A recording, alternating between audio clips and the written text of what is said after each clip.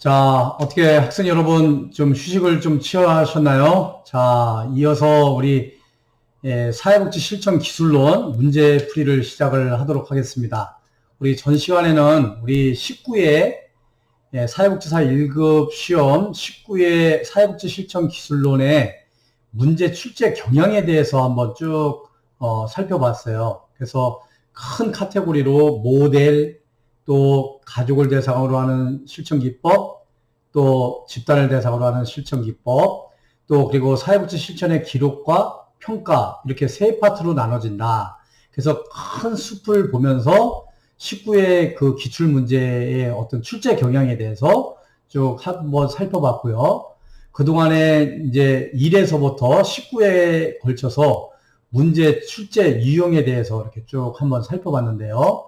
여러분들이 이것을 꼭 잘 참고를 하시면 좋겠고요. 또 교수님의 그 강의 영상이 부족하면은 뉴스앤사이트 검색을 쳐가지고요. 들어가서 IMPass라는 그 홈페이지로 들어가서 한번 학습지원센터 그 부분에 들어가서 한번 전체적인 그 숲을 다시 볼 수 있도록 이렇게 했으면 좋겠다라는 말씀을 드리겠습니다. 그래서 앞 시간에는 우리가 전체적으로 사회복지 실천 기술론 전체적인 그 숲을 봤고 또 19의 출제 경향에 대한 그 숲을 이렇게 봤습니다. 자, 그러면 이제 이 시간부터는 자, 제 19회 사회복지 실천 기술론 사회복지사 1급 시험 문제풀이를 지금부터 시작을 하도록 하겠습니다. 자, 우리 사회복지 실천 기술론은 우리 사회복지사 1급 시험의 둘째 교시, 그러니까 두 번째 시간에 우리 사회복지 실천론, 사회복지 실천 기술론, 지역사회복지론 이렇게 세 과목을 이렇게 보게 되는데요. 우리 지난 시간에는 1번서부터 25번, 그냥 한 과목당 25문항이거든요.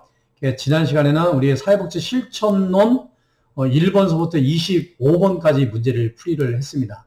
자, 오늘은 사회복지 실천 기술론 26번서부터 50번까지 문제풀이를 하도록 하겠습니다.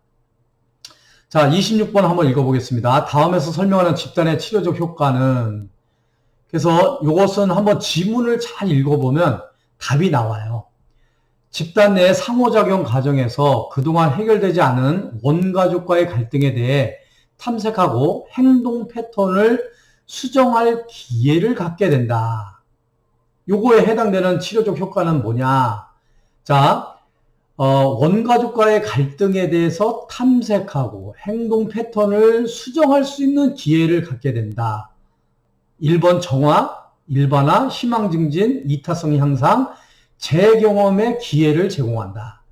이건 뭐 딱 이렇게 봐도 5번이 정답이라는 게 딱 나오죠. 네, 재경험의 기회를 제공한다. 자, 27번 보겠습니다. 사회복지 실천 기술의 전문적 기반에 관한 설명으로 옳지 않은 것은, 이게 이제 제1장에 나오는 사회복지사의 전문성에 대한 질문이에요. 전문성. 자, 옳지 않은 것을 고르는 거예요. 옳지 않은 것. 자, 이론과 실천의 준거틀을 적절하게 이용하는 것은 예술적 기반에 해당된다. 예. 이건 예술적 기반이 아니라 과학성의 기반을 갖는 거라고 말씀을 드릴 수가 있어요.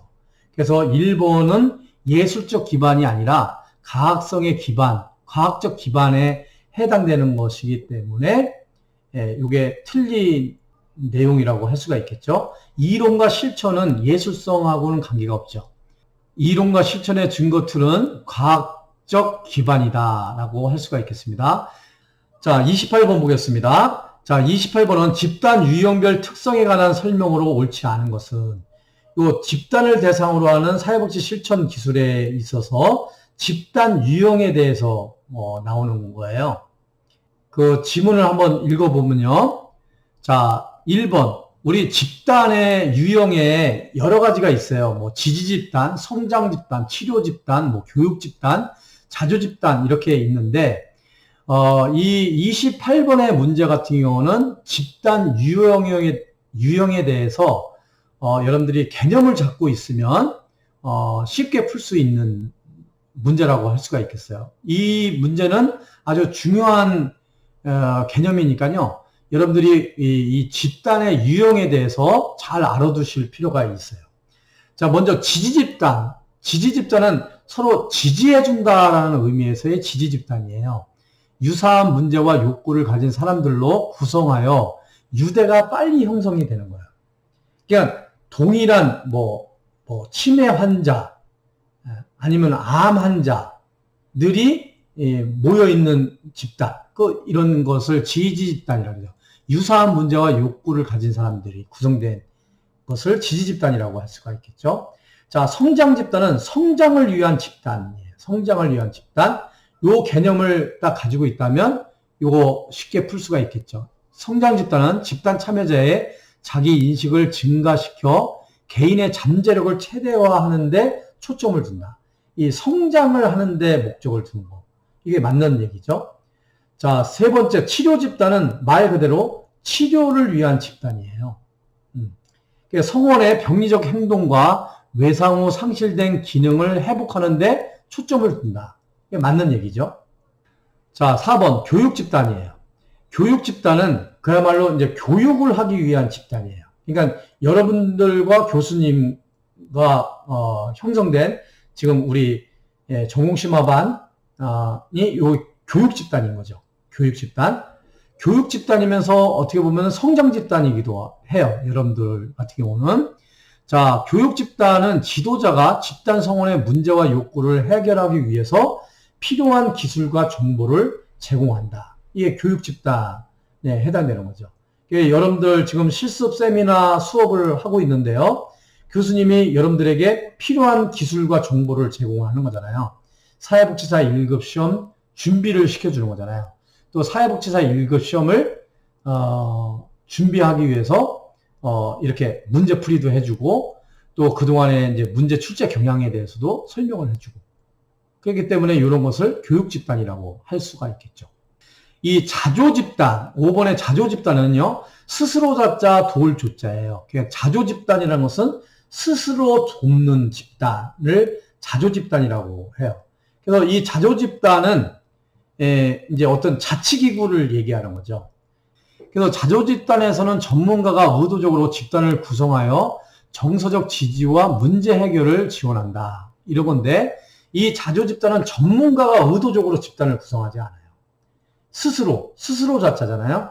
스스로, 클라이언트 스스로가 서로 지지해주고 그 문제 해결을 해 나갈 수 있도록 조직되는 집단이 자조집단이다. 이렇게 얘기를 할 수가 있겠습니다. 그래서 28번의 정답은 이 자조집단 5번이 되겠습니다. 5번, 이게 전문가가 의도적으로 집단을 구성하는 것이 아니다. 그렇기 때문에 틀린 이야기입니다. 그래서 여러분들이 지지집단, 성장집단, 치료집단, 교육집단, 자조집단에 대해서 이 개념을 잘 이해를 하시면 되겠어요. 이건 뭐 암기할 것까지는 없고요. 요 집단의 유형에 대한 개념을 이해를 하시면 요 28번 같은 경우는 쉽게 풀 수 있는 문제다라고 할 수가 있겠습니다. 자, 29번 이제 집단 역동에 관한 설명으로 옳지 않은 것은이에요. 집단 역동. 이 집단 역동이라는 것은 혼자서 이렇게 하는 것보다는요, 집단을 통해서 이렇게 하게 되면 서로 도전도 받고 자극을 주기도 하고 또 벤치마킹도 할 수도 있고 서로 어떤 시너지 효과를 올릴 수 있는 것이 집단의 역동이다라는 거죠. 그래서 우리 이제 예를 들면 이런 거죠. 여러분들 우리 반에 학생들이 이렇게 있습니다. 근데 개별적으로 교수님이 사회복지사 1급 시험을 이렇게 가르친다고 생각을 해보세요. 그러면 교수님도 시간이 많이 들어요. 여기 15명이 있는데 15명을 개별적으로 만나면 1시간씩 한다 해도 15시간이 필요한 거죠. 그런데 여러분들 한데 모아놓고 이렇게 강의를 하면 1시간에 15명을 다 할 수가 있는 거죠. 그리고 또 15명이 서로 어떤 사람은 좀 처지는 사람이 있고 어떤 사람은 열심히 하는 사람도 있죠. 처지는 사람은 또 열심히 하는 사람을 보고 도전을 받기도 하고 또 열심히 하는 사람은 또 이렇게 처지는 사람을 위해서 서로 격려해주고 지지해주고 또 함께 할 수 있는. 그래서 이 집단이라는 것은 혼자서 할 수 없는 일을 집단을 통해서 서로 도전받고 자극받고 하면서 서로 시너지를 낼 수 있는. 그러니까 1 더하기 1은 2가 아니라 1 더하기 1은 4가 될 수도 있고 5가 될 수도 있는 거예요. 그런 것이 쉽게 말하면 집단의 역동이라는 거죠. 근데 이 집단에 대한 역동이 옳지 않은 것은 이거예요. 하위 집단은 집단에 부정적인 영향을 미치기 때문에 사회복지사가 개입하여 만들어지지 않도록 한다. 이거 틀리는 거예요. 우리 이제 이 하위 집단이라는 것은 그 집단, 모집단 아래 또 다른 집단을 얘기를 하는 거예요. 그러니까 우리가 이제 일반적으로 수업을 예를 든다면 여러분들이 이제 15명이에요. 15명인데 교수님이 이제 조별로 이렇게 조 편성을 해요. 15명이 한꺼번에 공부를 하지만 뭐 4명, 3명 뭐 이렇게 해가지고 조 편성을 해서 어떤 문제에 대해서 토론을 하고 발표를 하자. 그러면 조를 만든다. 조 편성을 한다는 것은 그 교육 집단의 하위 집단이 되는 거예요. 근데 때로는 우리가 집단을 이렇게 운영을 하면서 교육 집단이 됐던 뭐 치료 집단이 됐던 어떤 성장 집단이 됐던 뭐 지지 집단이 됐던 간에 이 하위 집단을 만들게 됩니다. 때로는 그 하위 집단이 필요해요. 근데 이 하위 집단이 부정적인 영향을 미치기 때문에 사회복지사가 개입해서 만들지 않도록 한다. 이거는 틀린 말이죠. 오히려 하위 집단을 통해서 더 효과가 극대화되고 집단의 역동성이 발휘될 수가 있죠. 그래서 요거 1번이 틀린 정답입니다. 자, 30번이에요. 자, 30번은 역량 강화 모델에 관한 설명으로 옳은 것을 모두 고른 것은 이거예요. 역량 강화 모델. 이 역량 강화 모델은 아까도 제가 이제 기타 모델에서 설명을 좀 드렸지만 역량을 강화시켜주는 모델이에요. 그래서 이 역량 강화 모델의 핵심은 뭐냐? 이 강점 관점을 중요시 여겨요. 강점 관점은 반대 개념이 병리 관점인데요. 병리 관점은 문제의 원인을 파악해서 개입을 통해서 그 문제를 해결한다라는 측면이 있다면 이 강점 관점은 그 클라이언트가 가지고 있는 강점이 뭐냐, 장점이 뭐냐, 또 클라이언트의 주변에 있는 자원들이 무엇이냐, 또 클라이언트가 가지고 있는 자원들이 무엇이냐를 보고 어떤 과거보다는 현재와 미래 지향적으로 보는 것을 우리가 강점 관점이라고 해요. 그래서 이 강점 관점은 역량 강화 모델의 핵심 개념이다라고 할 수가 있겠어요. 그런 차원에서 한번 요거 지문을 한번 읽어보면요. 클라이언트를 자신의 문제의 전문가로 인정한다. 그렇죠. 이거의 강점 관점은 클라이언트는 무궁한 가능성을 가지고 있다. 이렇게 보는 거예요. 니은 사회복지사와 클라이언트 간의 상호 협력적 파트너십을 강조한다. 이거 맞는 얘기죠. 디귿 클라이언트를 개입의 개체가 아닌 주체로 보기 때문에 자기결정권이 잘 보호될 수 있다. 그래서 기역, 니은, 디귿은 맞는 얘기죠. 근데 니을 같은 경우는요. 클라이언트가 가진 문제의 원인에 초점을 두고 개입한다. 이렇게 돼 있잖아요. 예, 이건 잘못된 거예요. 니을번 같은 경우는 병리적인 관점, 병리적 관점에서 보는 거죠. 과거의 문제 원인에 초점을 두는 개입 방법은 병리적 관점이에요. 근데 강점 관점은 그 원인도 중요하지만 원인보다도 중요한 거는 이제 앞으로 현재와 미래를 중요시 여긴다라고 할 수가 있겠습니다. 그래서 요 30번의 정답은 기역, 니은, 디귿. 그래서 3번이 정답이 되겠습니다. 자, 31번. 다음에서 사회복지사가 활용한 실천 기술은 이거예요. 자, 다음 예시에서 사회복지사가 활용한 실천 기술은 자, 클라이언트. 저는 정말 나쁜 엄마예요. 저는 피곤하기도 하지만 성질이 나빠서 항상 아이들한테 소리를 지르고 우우우. 사회복지사 선생님이 자녀에게 어떻게 하는지 저에게 이야기할 수 있다는 사실은 자녀들과 더 좋은 관계를 가지고 싶다는 뜻이죠. 이렇게. 그래서 클라이언트의 말에 대해서 사회복지사가 다시 정리를 해주는 거예요. 정리. 그래서 이것을 정리해주거나 재구성을 해주는 거죠. 그래서 이 3번 재명명화하기. 이 재명명화하기가 답이 되겠습니다. 자, 32번 과제중심 모델에 관한 설명으로 옳지 않은 것은, 과제중심 모델에 대해서 이제 문제가 나왔습니다. 이 어떤 과제를 부여를 하고 과제를 이렇게 해결해 나가는 과정, 그러니까 과제 중심 모델이에요. 이런 개념을 가지고 한번 문제를 읽어보면요. 개입 초기에 빠른 사정을 한다. 구조화된 접근을 한다. 다양한 이론과 모델을 절충적으로 활용한다. 조사에 근거한 경험적 자료를 중심으로 진행한다. 사회복지사는 적극적으로 개입하지 않고 클라이언트가 주체적인 역할을 하도록 한다. 이렇게 되어 있는데요. 이거 과제 중심 모델에 있어서는 이 5번이 정답입니다. 이게 잘못되어 있는 거예요. 사회복지사가 적극적으로 개입을 하지 않고 클라이언트가 주체적인 역할을 하도록 한다.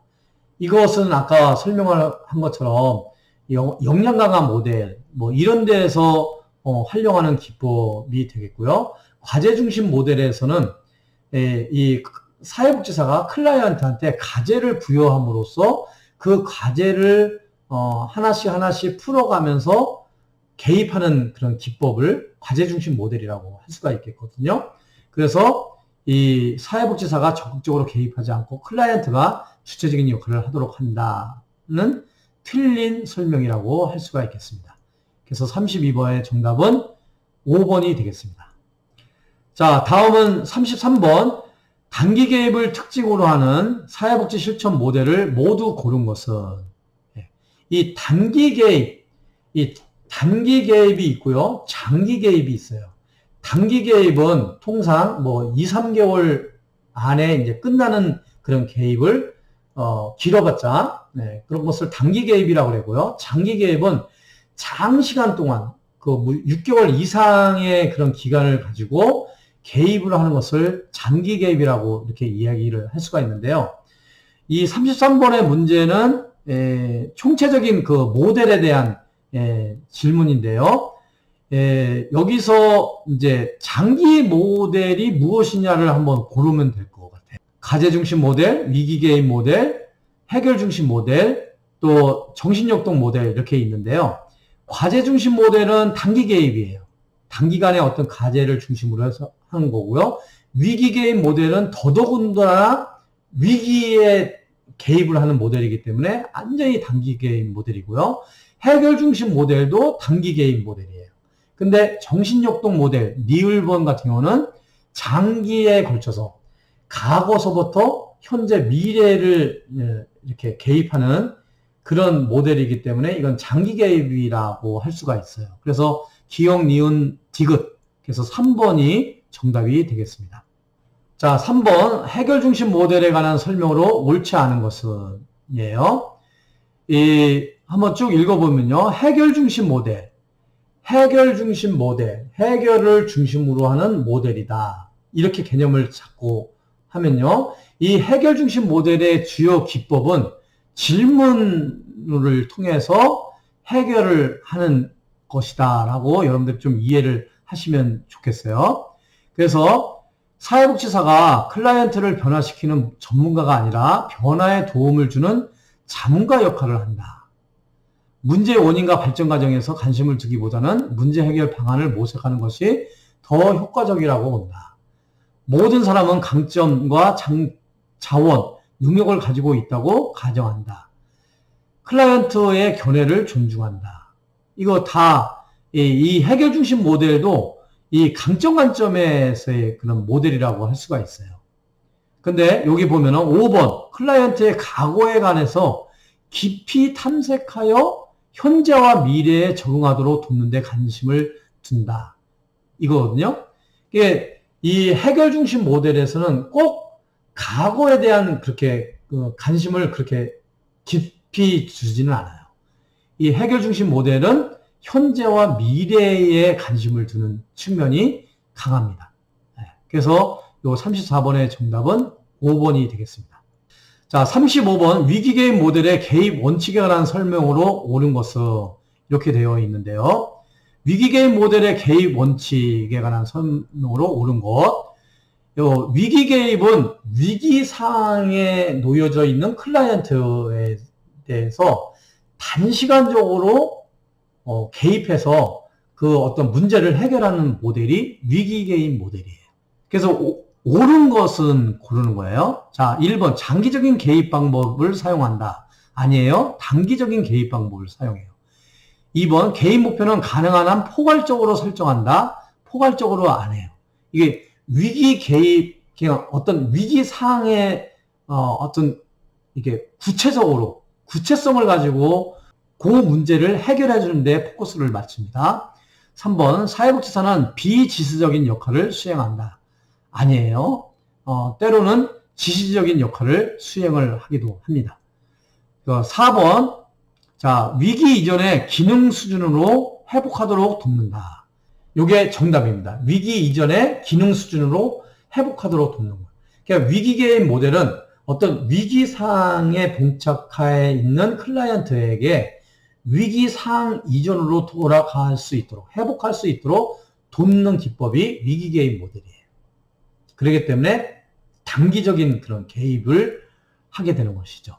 자, 5번 문제의 원인에 대해서 이해를 위해서 클라이언트의 과거 탐색에 초점을 둔다. 이거 틀려요.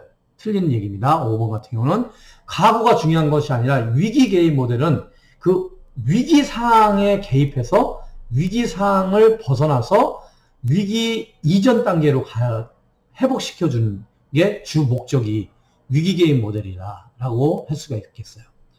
요즘은 이 위기 상황이 굉장히 많이 빈번하기 때문에 이 35번 같은 위기 개입 모델에 대한 문제는 이건 뭐 매년마다 한두 문제씩 꼭 나왔거든요. 그래서 여러분들이 이 위기개입 모델에 대해서 좀 집중적으로 잘 알아둘 필요가 있다라고 말씀을 드리겠습니다. 자, 36번 정신역동 모델의 개념과 개입 기법에 관한 설명으로 옳은 것을 모두 고른 것은 정신역동 모델에 대한 개념을 이해를 하면 이 문제가 풀릴 수가 있는데요. 이 정답은요. 2번이 되겠습니다. 니은, 니을. 그래서 1번은 왜 틀리냐면요. 전이는 정신역동 치료에 방해가 되므로 이를 이용해서는 안 된다. 전이라는 것은 클라이언트가 과거의 어떤 경험에서 경험했던 인물이 있어요. 그 인물을 그 사회복지사한테 전이를 시키는 거예요. 그러니까 예를 들어서 아버지한테 성폭행을 당한 어떤 여성이 사회복지사를 딱 만났는데 이 사회복지사가 자기를 성폭행한 그 아빠의 모습을 가지고 있는 거예요. 이것을 전이라고 하거든요. 이렇게 하기 때문에 이 전이를 이용해서는 안 된다? 이거는 틀린 얘기죠. 과거의 그런 경험, 이 정신역동 모델은 과거의 그 경험을 굉장히 중요시 여기거든요. 그래서 이거는 틀린 얘기예요. 그 다음에 디귿 같은 경우는 클라이언트와 납포가 형성되기 전에 해석을 제공하는 것이 관계 형성에 도움이 된다. 이거 틀리는 얘기죠. 해석이라는 것은 상대방의 어떤 그런 정신 상황 상태를 해석을 해주는 거거든요. 근데 클라이언트하고 사회복지사가 라포, 어떤 신뢰 관계가 형성이 되지 않았는데 함부로 어떤 해석을 제공을 하게 되면 굉장히 관계 형성을 못하게 되는 경우가 발생이 되겠죠. 그래서 기억하고 디귿은 틀린 얘기고요. 니은, 니을이 맞는 얘기라고 할 수가 있겠습니다. 이런 정신역동 모델은요, 모델에 대한 개념을 좀 이해를 하시면 충분히 풀 수 있는 문제라고 할 수가 있겠습니다. 자, 37번 해결 중심 모델에서 사용하는 질문 기법과 이에 관한 예로 옳은 것은 이렇게 되어 있는데요. 이 해결 중심 모델에서 사용하는 기법이 질문 기법이에요. 이 질문 기법에 대한 질문이거든요. 37번 보면요. 2번 관계성. 그래서 여기서 예외 질문, 관계성 질문, 또 기적 질문, 대처 질문, 척도 질문, 뭐 이런 질문에 대한 이해를 하시면 문제를 푸는데 문제가 없겠습니다. 자, 1번 예외 질문이라고 하는데 그 어려운 상황 속에서도 견딜 수 있었던 것은 무엇이라고 생각하십니까? 이것은 어떤 대처 질문이에요. 예외 질문이 아니라 대처 질문이라고 할 수가 있겠어요. 이게서 틀린 얘기입니다. 2번 관계성 질문은 남편이 여기 있다면 당신이 어떻게 하는 것이 문제 해결에 도움이 된다고 할까요? 요 관계성 질문입니다. 이거 정답입니다. 2번.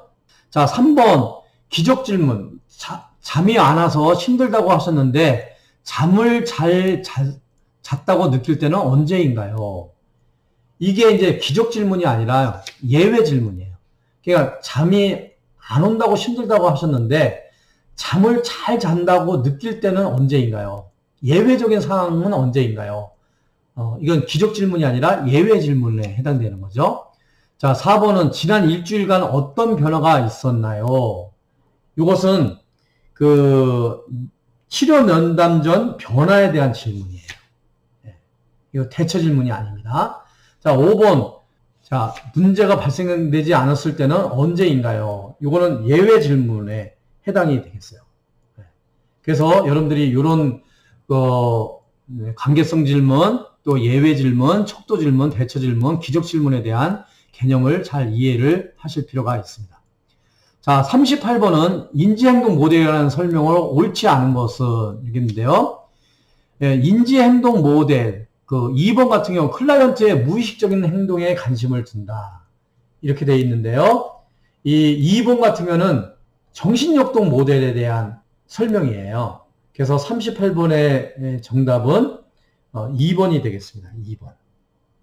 자, 39번. 아무리 해도 말이 안 통한다고 하는 부부에게 여기서 직접 한번 서로 말씀해 보도록 하겠습니까? 라고 하는 것은 어떤 기법을 활용한 것인가? 그러니까 여기서 직접 한번 서로 말씀해 보도록 하겠습니까? 이거 한번 실현을 해보라 이거죠. 실현. 그래서 이 39번의 정답은 1번이 되겠습니다. 자, 40번. 어느 시점에서 인간관계의 타인에 대한 느낌과 감정을 동작과 공간을 사용하여 표현하는 비언어적 기법은 요거 어느 시점에서의 인간관계 또 타인에 대한 느낌과 감정을 동작과 공간을 사용해서 표현하는 비언어적 기법 가족 조각에 대한 설명입니다. 40번 같은 경우는 정답이 4번이 되겠습니다. 이런 문제는 뭐 그렇게 어렵지 않을 것 같아요. 자, 이제 41번이요. 집단 초기 단계에 나타난 특성으로 옳은 것을 모두 고른 것은 집단 초기 단계, 초기.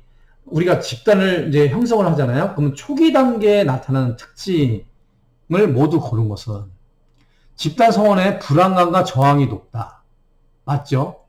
처음에 이제 집단, 여러분들이 한번 여기 전공심화과정 이제 3학년 처음에 입학을 했거나 아니면 여기 경민대학교 우리 사회복지과에 1학년으로 처음 들어왔을 때 초기 이제 수업 첫 시간을 한번 생각을 해보시면 느낄 거예요. 자, 집단 성원의 불안감과 저항이 높지요. 또 집단에 대한 오리엔테이션이 필요하죠. 서로 소개하고 과목, 강의 계획서 이렇게 설명을 하는 거 필요하죠. 근데 디귿, 사회복지사보다는 다른 집단 성원과 대화하려고 시도한다. 뭐 그렇지는 않아요. 이게 서로 서먹서먹하기 때문에 대화하려고 안 하죠. 1번, 문제 해결 과정에서 나타나는 갈등과 차이점을 적극적으로 표현한다. 그렇지 않죠. 이제 이게 어느 정도 중간 단계에 가게 되면 이루어지는 현상들이라고 할 수가 있겠죠. 그래서 집단 초기 단계는 기억, 니은, 그러니까 2번이 정답이 되겠습니다. 42번이요. 집단 응집력을 향상하는 요인이 아닌 것은 집단 응집력이라는 것은 응집한다는 거죠. 그러니까 이질적 집단으로 구성이 된다. 이건 아니죠. 이질적, 그러니까 동질적인 집단일 경우에 응집력이 강하죠. 그런데 이질적인 집단으로 구성할 경우에는 응집력을 향상시키는 요인이 될 수가 없는 것이죠. 그래서 42번 같은 경우는 1번이 정답이 되겠습니다. 자, 43번. 기록의 목적과 용도에 대한 설명으로 옳은 것은 모두 고른 것은. 자, 44번 같은 경우는 사회복지 실천의 기록의 목적과 용도에 관한 문제예요. 그래서 43번 그 지문을 한번 보면요. 자, 기업, 사회복지사의 전문적 활동을 입증하는 자료로 활용을 한다. 그렇죠? 기관 내에서만 활용하고 다른 전문직과는 공유하지 않는다. 틀린 얘기예요. 다른 전문직과하고도 공유를 하기 위해서 사회복지 실천 기록을 남기게 됩니다. 그 다음에 기관의 프로그램 수행 자료로 보고하며 기금을 조성하는 근거로 활용하기도 합니다. 클라이언트와 정보를 공유하고 의사소통하는 도구로 활용을 한다. 그래서 여기서 보면은 기억, 디귿, 리을이 기록의 목적에 해당이 되죠. 그래서 3번이 정답이 되겠습니다. 자, 44번. 가계도를 통한 분석 내용으로 옳은 것을 모두 고른 것은. 가족 내의 삼각관계를 우리가 파악할 수 있죠. 지배적인 주제와 가족 구조의 변화를 볼 수가 있어요. 가족이 위치한 지역사회의 안정성과 쾌적성을 볼 수가 있는데 이것은 해당이 안 돼요. 가족이 위치한 지역사회의 안정성과 쾌적성은 생태도를 통해서 분석이 될 수가 있죠. 그 다음에 니을, 가족 내에 반복적으로 나타나고 있는 사건의 연결성을 볼 수가 있어요. 그래서 기억, 니은, 니을, 그래서 4번이 정답이 되겠습니다. 자, 45번. 가족 대상 사회복지 실천의 과정에 관한 설명으로 옳은 것을 모두 고른 것은. 가족과 함께 문제의 우선순위를 설정한다. 사회복지사는 한 단계 낮은 자세를 취하여 가족의 정보를 얻는다. 가족과의 관계 형성을 위해 가족이 있는 곳으로 합류할 필요가 있다. 문제가 가족 모두에게 영향을 미치고 있고 가족 구성원이 그 문제의 발생과 유지에 영향을 주고 있을 경우에는 가족 단위의 개입을 고려한다.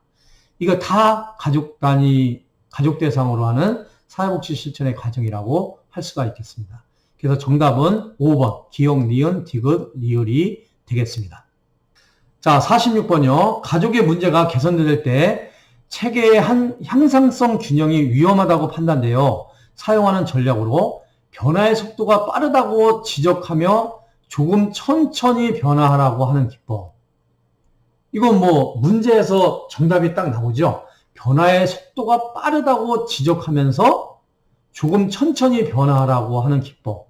뭐 제지하는 거죠. 제지. 2번이 정답이 되겠습니다. 자, 47번이요. 집단 구성에 관한 설명으로 옳지 않은 것은. 자, 집단에 관한 설명이에요. 자, 1번 같은 경우는 집단이 커질수록 구성원의 참여의식이 증가하고 통제와 개입이 쉽다. 그렇지 않죠. 집단이 크면 클수록 참여의식이 감소가 되고요. 통제하는데 굉장히 어려움이 있죠. 한번 생각해 보세요. 여러분, 교수님이 여러분 15명을 놓고 교육하는 게 통제가 가능하겠어요? 아니면 100명, 200명을 놓고 강의를 하는 게 통제가 가능하겠어요? 이런 걸 보면은 딱 이게 정답이 나오죠. 집단이 커질수록 구성원의 참여의식이 굉장히 어려워요. 나 하나 빠져도 되겠지? 뭐 이런 마음도 생기게 되고 이게 틀린 얘기예요. 그래서 47번의 정답 1번이 되겠습니다. 자, 48번. 가족 대상 사회복지 실천에 관한 설명으로 옳은 것은. 쭉 문제를 읽어보면요. 가족 체계는 성장과 발전을 추구하면서도 지나친 변화는 제어하며 일정한 안정성을 유지하고자 한다. 이것이 맞는 얘기고요. 나머지는 틀린 얘기라고 할 수가 있겠습니다. 자, 49번. 집단 과정을 촉진하기 위해서 직면하기에 관한 설명으로 옳은 것을 모두 고른 것은. 여기서 직면하기라는 것은요.